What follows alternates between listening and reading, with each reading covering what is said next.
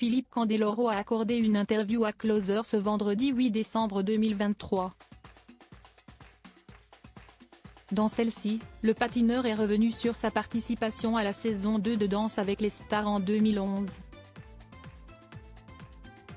Il en a profité pour révéler qu'il avait refusé des demandes de la production. Philippe Candeloro est de retour sur le devant de la scène.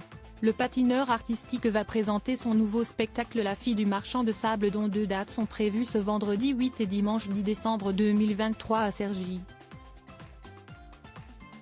Un spectacle qui est une véritable affaire de famille puisqu'il est mis en scène par sa femme Olivia et sa fille Maya y participent également.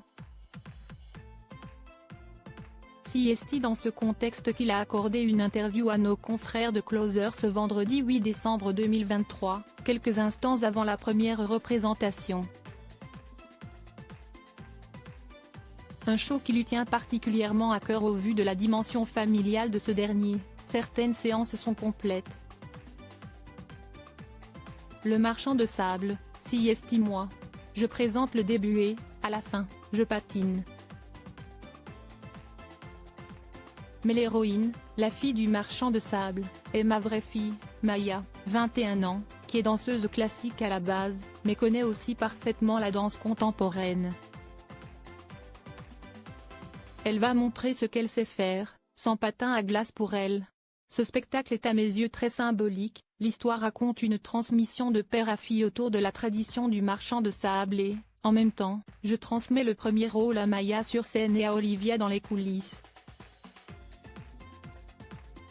Je n'avais pas envie de la meurtrir. Il faut dire que la famille est un élément très cher au cœur du patineur.